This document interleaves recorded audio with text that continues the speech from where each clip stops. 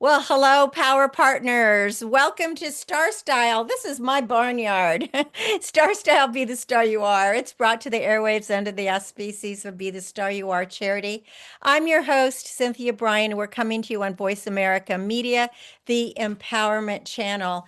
In today's show, we're going to be helping you with your laundry. Kind of the laundry list, how to do your laundry. Maybe you do it, but maybe you don't really know. I think all of us can learn something. And that's in segment one. In segment two, it's about honoring our house plants to influence our well-being because plants can really improve our moods, reduce stress, enhance our focus. And there are some eco-friendly gifts as well. So I will be talking to you about that. The miracle moment for today is brought to you by Be the Star You Are charity. It's the new year. You might want to start volunteering for an organization. You can consider Be the Star You Are. Go to bethestaryouare.org. And this is from Virgil. Fortune favors those who dare. And with that in mind, before I get into segment one, I just wanted to talk to you. I put out a newsletter this week from Be the Star You Are that's called The Power of Peace and Literacy. And looking at what's been happening in our country and in our world, we need peace more than ever. Now, Benjamin Franklin had said, be at war with your vices, at peace with your neighbors, and let every new year find you a better man. And my concern right now, when I look, read the news, watch the news, even listen to independent media, I am wondering, are we on the verge of World War III? There's chaos, corruption, cover-ups that are happening in our government circles. We're taking over countries and their resources. This is all extremely disconcerting to most Americans. Now, here at Be the Star You Are, my main focus is improving literacy and increasing positive media messages because I want to empower women, families, and youth. Yet, how can there be positive media messages when we are watching ICE agents murder innocent citizens on U.S. streets, with our leaders challenging the rule of law and announcing that they are in charge of a foreign sovereign country? This is not what we as Americans voted for or signed up for. Now, from the time of creation, our world has been unstable. We've had plagues, we've had wars, we've had injustice, greed, and uncertainty. Yet, throughout history, individuals have fostered a deep peace.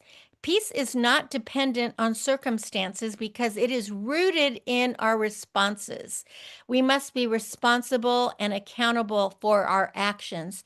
And when we anchor ourselves in meaning and not just money, the chaos isn't erased, but it becomes less threatening. So, through love and faith and true and service and creativity, we can create a life of meaning and a time of peace. But every individual has that opportunity to grow peace. We have to have honest, truthful conversations, offer forgiveness, enable justice, and care for the vulnerable. Retribution and vengeance against those we perceive who have wronged us is a prescription for war and demise. And because of nuclear power, any next war could mean the annihilation of the entire human race. Is that what we want? We can debate ideas, politics, policies, yet can't we respect one another as neighbors and human beings?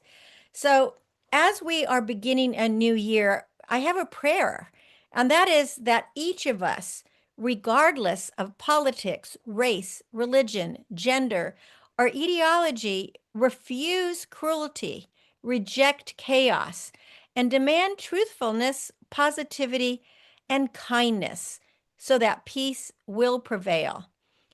We might want to heed the words of the legendary Jimi Hendrix, in case you were a Jimi Hendrix fan, which I was or am. When the power of love overrules the love of power, the world will know peace. So just know you and I have the power to create the future we want for ourselves and for future generations.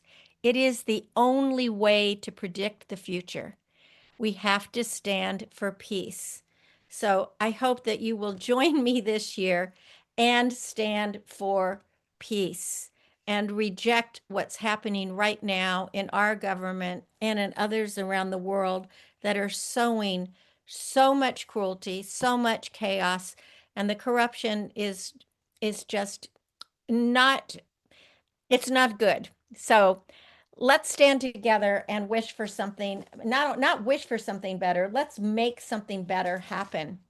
Okay, well, maybe that leads me right into laundry. I want to kind of wash this chaos right out of my hair and out of my clothes. And I, I, I don't want to look at the news and see another American citizen has died at the hands of our own government or ICE.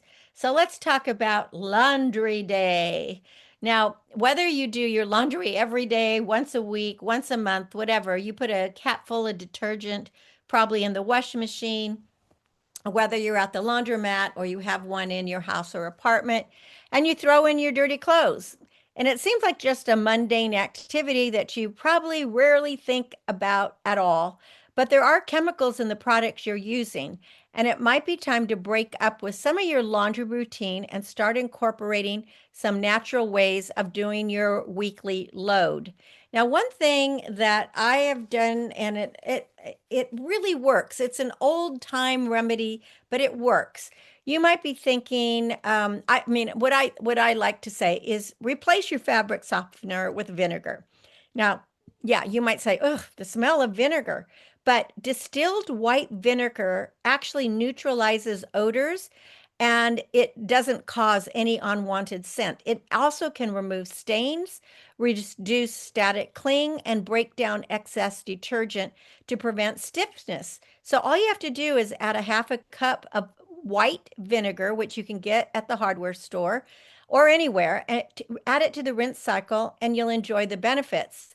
Now, if you have delicate fabrics, you might not want to use the vinegar on them because it could, it might be a little bit corrosive to delicate fabrics or to exercise clothes or things that have elasticity, have elastic in it.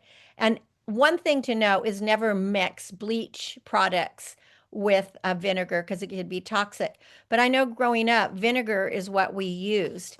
Also, the same thing with dryer sheets. It's really better to not use dryer sheets. I use dryer sheets actually, I put them in the attic and I don't have a basement, but under the house or wherever mice or rats might want to come because they don't like it. I'd rather use them for that. But you can get wool dryer balls, which are reusable for up to 5 years, and they don't have any chemicals in them, and they will dry your clothes faster and by creating a space between the clothes, and it improves airflow. And then also you definitely want to use natural stain removers. And on top of the negative environmental impacts, chemical filled products can actually mute the colors of your clothes. It also can irritate your skin. And so, if you want to tackle some unexpected messes, look for a stain stick with an eco friendly formula. You can target brands that don't have any dyes or synthetic fragrances or sulfites or petroleum solvents. And then you'll feel good that you're staying clean, but you're not harming the earth. Now, when it comes to actually washing your clothes, there are some things you really need to do. You need to sort your clothes because I've made this mistake a few times is I've put in the darks with the whites, or I colored, that might have the dyes leak to something else. So you already know you don't want to wash, white jeans with dark jeans unless you're trying it for a tie-dye effect. But sorting is more about just the colors. It's also about fabric type and weight. So if the colors are the same and you mix jeans with something like a delicate sweater, the jeans are rougher than the sweater and you could really damage your sweater. So a simple rule is to wash like items together. So for example, you wash towels with towels, sheets with sheets, blue jeans with blue jeans, just regular pants or blouses or dresses with just regular pants or blouses or dresses, underwear with underwear because those are probably delicate, and similar colors, similar fabrics. So really get used to that. And then be careful about using bleach. Like my husband loves to soak our dish towels. We just have white dish towels in the kitchen, and he soaks them in a little Clorox before we put them in the wash machine. So you'll want to wash those by themselves because if you throw those into a load with other colored towels or any clothes or your pants, most likely you're going to bleach some of your clothes. Now, also, something about laundry detergent that a lot of people don't know is that it can also be a spot remover. So, what's really important with stains is timing. If you have a spill, you want to blot it right away with water, seltzer water, and a towel, preferably a white towel. And your best bet is blotting the stain while it's still wet because then you're just pulling it out like it got in. You don't want to scrub it. But if you need to pre-treat something before washing, you can just dab a little detergent onto the spot, gently blot it with a soft bristle, maybe a toothbrush. I use a toothbrush for a lot of cleaning. And then after washing, allow the garment to air dry so you can make sure that the stain is out rather than sending it to the dryer. So you want to look to make sure the stain's out because once you put it in the dryer, you're actually sealing in the stain and it might become impossible to remove. Also, when you're doing your laundry, you want to balance the load. So you want to maintain your washing machine. Now, I've talked before about the obsolescence of, it is planned obsolescence for so many of our machines these days, whether it's a dishwasher, washing machine, dryer, refrigerator. It used to be that they made them so sturdy and with such great products that they would last for years, 20 years, 30 years, 40 years, 50 years. I think I've said that my mom's washing machine lasts for 50 years and it was just from Sears and it was the least expensive model. But if these days you're going to be lucky if you get 7 to 10 years. So for the love of your washing machine, don't mix items of totally different weights in the same load. Like if you're doing, a comforter or heavy pillows, don't do the light sheets with it. You just want to split the cycle up because you want the load on your washing machine to be even. Otherwise, that unbalancing because pillows, for example, would absorb water and they'll get really heavy. And then you're going to hear your machine going, kind of rumbling around, or maybe an error message is going to flash, or it might even stop and tell you to rebalance. So you want to save yourself that aggravation by balancing the load in the first place. You'll also get a better spin and you'll get less wear and tear on your laundry and your machine. And also, don't overstuff your washer. I overstuffed with a comforter, and I literally my washer overflowed, and then it flooded it, and then it broke it. So I learned a big lesson that way. Um, Another thing is about using too much detergent. It used to be you put, I don't know, a cup of detergent in, but now if you read the label on your machine as well as on the detergent is so concentrated, you need only about a shot glass worth of liquid detergent. Maybe that's about 3 tablespoons. Extra detergent doesn't get the clothes cleaner. In fact, it can leave residue on the fabric and that will attract more dirt and cause odors. And your washing machine can get really moldy and smelly. And it's obviously wasting money because everything is expensive these days. Another thing about a washing machine's normal cycle is usually fine for just about everything. You can, washing machines these days have all different kinds of cycles, but you can use the delicate for sweaters or your underwear or fancy stuff. But if you're washing comforters or pillows and your machine has a bedding cycle, go ahead and use that. But basically, for almost everything else, just your regular cycle is going to work best. And should you use warm, hot, or cool water? People believe that hot water is going to be the best, but according to Consumer Reports, they found that cold water gets clothes just as clean and preserves items longer than warm or hot. So most modern detergents are designed for cold water, and if you use cold water, you're going to save some energy. And we all know that our electrical bills are so high right now. So use hot water if you think, if somebody's been sick in your household and you have some extra germs to kill. But outside of that, just chill out and use the cold. Then on to sneakers, baseball caps, all of that. Some things don't belong in the washing machine.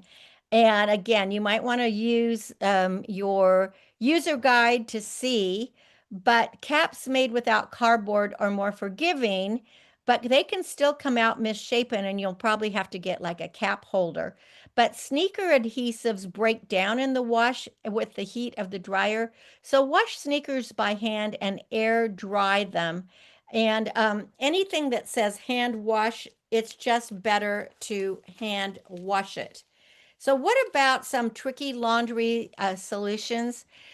I did once left a pen in the washing machine, and then I put different clothes in, and the pen dripped all over this dress that I absolutely loved.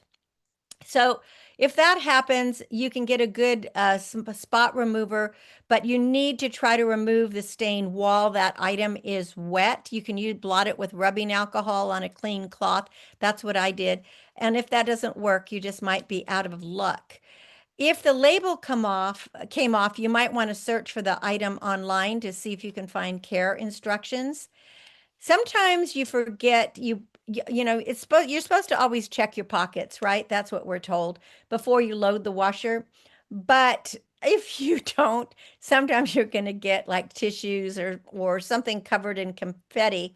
And if that happens, take out the clothes, shake them out, and then run them through another short dryer cycle. And your clean, wet clothes, if they sat in the washer too long, they might stink.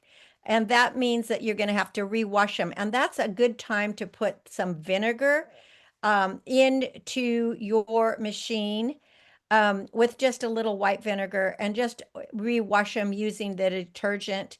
And then your clothes should be fine. So those are just a few tips that might help you. But just remember, fabric softener is probably a waste of money in the dryer. Dryer sheets, fabric softener in the wash machine is a waste of money. Dryer sheets can really mess with your machine sensors, so really don't use them. Um, Read the manual. That's really, really important. And don't be fooled by fragrances because that fresh meadow fragrance that you get on your laundry detergent, it might bring back nostalgic memories, but what you're really smelling is a chemical soup of that smells like perfume, but it could be really bad for you and also bad for the environment. And here are just a couple ways to make your machines last longer. Make sure to wipe down the seals and the dispensers after every use, especially if you have a front load washer. There's a rubber door gasket and a detergent tray. Just wipe it down, and then front loaders, leave the door open so it doesn't get moldy. Don't forget to clean the washer filters. On front loaders, they have a filter behind a door on the bottom. Pop it open, drain the tubes, and rinse out just periodically, maybe once a month. And with dryers, I clean my dryer vent after every load that I put in, and it's amazing how much lint is in there. So if you want to, save energy and protect your dryer, just make sure that you clean that out. And periodically, you want to check the washer hoses for cracks and bulges, and you also want to replace hoses about maybe every 5 years. You can use that self-clean cycle on your washer with maybe just a little bit of bleach, but make sure it's approved by the manufacturer to keep your machine washing, running well, and then, going great. Well, we're going to go into the garden when I come back from break. We'll have a quick business bite, and then we'll be talking about how to honor those holiday house plants that we might have been given as gifts. You're listening to Cynthia Brian. This is Starstyle. Be the star you are. I'll be right back after a business bite. Stay with me.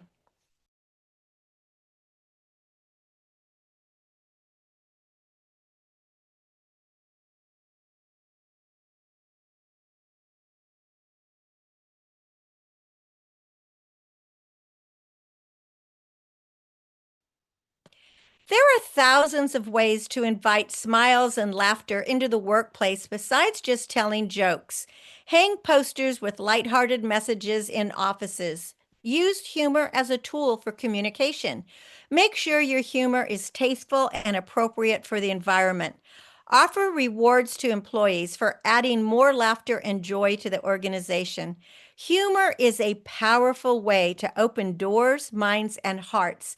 As Victor Borg just said, a smile is the shortest distance between two people. Creativity and humor go hand in hand, and humor adds to our bottom line. Remember, you're the star of your own performance. Turn your passions into profits. I'm Cynthia Brian with another business bite from Starstyle.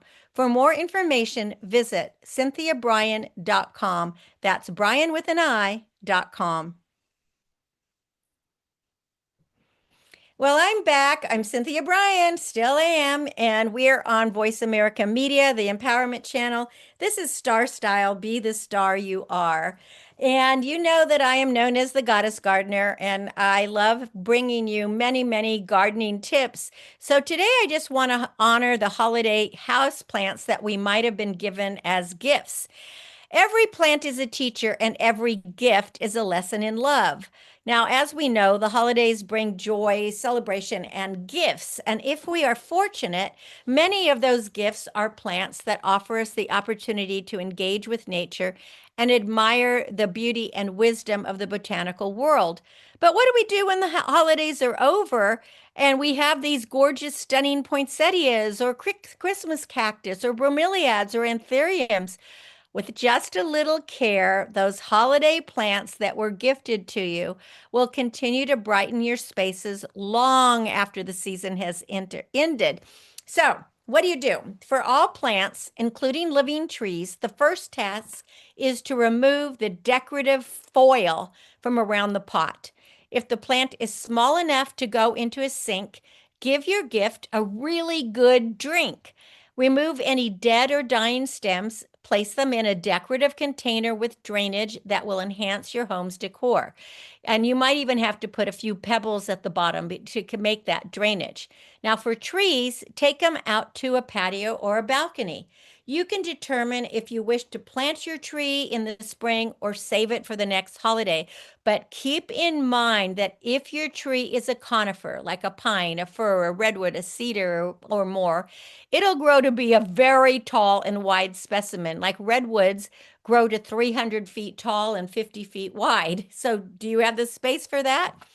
Now, when my children were young, we bought 12 tiny decorated pine trees in a gallon container for $1 a piece, believing that after using them for holiday decor, we would create our own Christmas tree farm.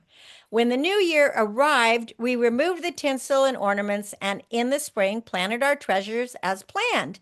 For a few years, we shaped and pruned the growing trees, cutting a few as our Christmas showpiece. Those were our Christmas trees. But eventually, the trees grew so tall to become a small forest. Some fell down naturally, others had to be cut down.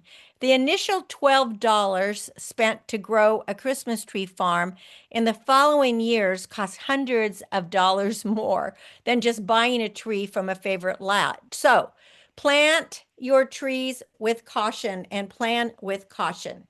Now, for our smaller green companions, here's how to nurture your growing gifts to thrive and enjoy the year. Let's talk about poinsettias first, because they're synonymous with Christmas, and with their vibrant red, pink, or white bracts shining brightly.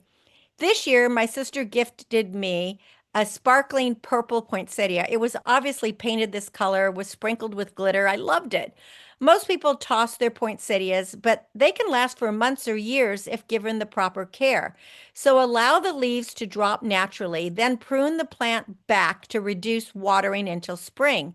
Poinsettias like their soil to be moist but not soggy. And when the top inch of the soil feels dry, then it's time to offer a little drink. But like most plants, make sure you have that good drainage to avoid the root rot.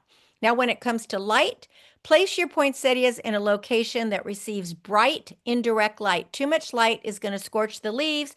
Too little will make the plant lose its color. Keep the plant away from fireplaces and furnaces, as well as cold drafts. And just remember that poinsettias are happiest in temperatures between 65 and 70 degrees. And with a little care, you can encourage your poinsettia to bloom again next Christmas. Another favorite plant is the Christmas cactus. Now, I say hallelujah because for the first time in years, my four potted Christmas cacti plants actually started blooming in December and are still blooming. The Christmas cactus is known for its beautiful tubular flowers in shades of pink, red, or white.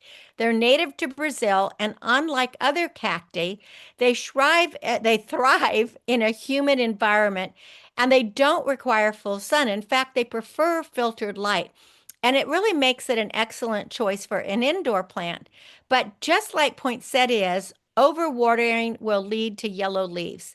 You want to keep your Christmas cactus in a cool spot, maybe around 60 degrees Fahrenheit. Many people keep the plant in a dark room for several weeks before the holidays to encourage it to bloom. Although I just keep mine on my patio and balcony, and my plants always bloom. But until this year, they chose their own month. Sometimes it was Easter or even July. Now, bromeliads, I am a huge fan of bromeliads with their colorful bracts and tropical flair, and they make terrific gifts because they thrive in most conditions and they can be ignored. You water bromeliads in their cup, which are formed by leaves, and you keep them in a bright location with indirect sunlight. And since they love humidity, they are the perfect plant for bathrooms. If the air is too dry, they may not bloom, so you can use a humidifier to keep the air moist. Now, they only boast one flower before dying, but don't despair. When the mother dies, the offshoots called pups appear and they restart the cycle. And when the pups are large enough, they can be transplanted to another container. Now, anthuriums are another favorite of mine, and they're a great gift because they are known for their long-lasting red, white, or pink sprays. They look like flowers, but they're really modified leaves. And like the other plant gifts that I mentioned, these striking specimens, they can last year round and they're so easy. You just prune away any spent flowers to encourage new growth.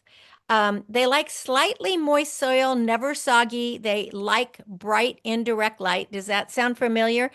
And because if you give them too much light, it's going to scorch the space. Too little light is going to stunt their growth. So you got to also keep them away from drafts, and they like a warm location where the temperature remains 70 to 80 degrees.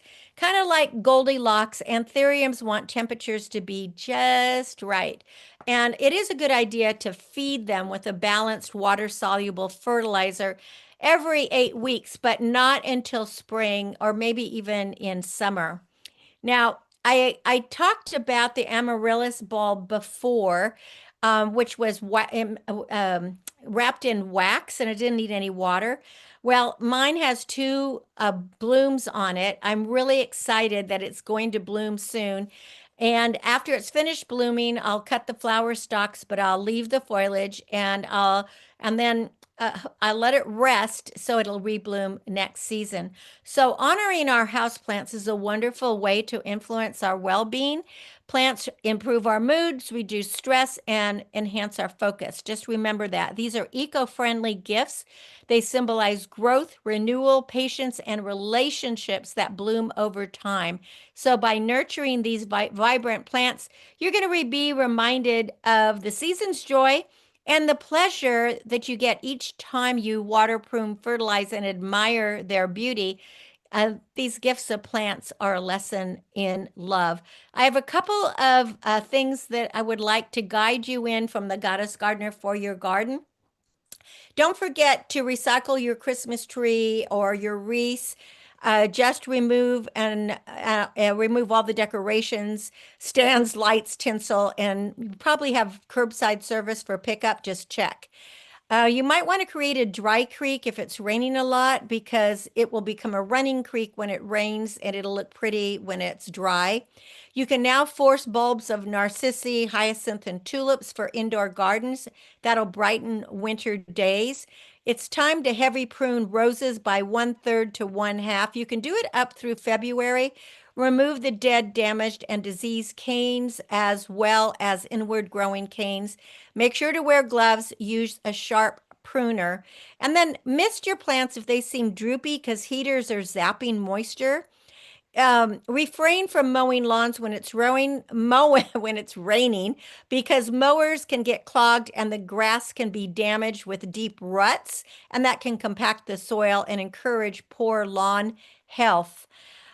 It's time to buy your bare root roses and trees and make sure that you soak them in a bucket of water. Well, that's our show for today. Thank you so much for joining me here on Star Style. Be the star you are. I hope that all this information can help you change your life for the better and, do some things that might make you happy. For more information about me or Star Style Productions or to buy any of my books, there are 12 now, visit cynthiabrian.com. Again, the charity is Be the Star You Are. You can go to btsya.org. My aim is always to encourage, inspire, inform, amuse, and motivate. See beyond your physical being. Know you are already the star you dreamed of becoming. Cherish the past, dream of the future, and celebrate every moment of your life. And do pick up a book. Literacy is so important and it's on the decline. So until we play in my barnyard or playground or sandbox next week, remember that love always wins. Kindness always prevails, and smiles will keep us happy. I'm Cynthia Brian for Star Style, thanking you, encouraging you to be kind, be inclusive, tell the truth, live with integrity, embrace cultures, encourage others, read, lead, succeed. Be your unapologetically authentic self because everyone counts. Go out into the world and be the star you are. And most of all, let's aim for peace, not speed. Peace on our planet. Thanks for joining me. We'll be together next week.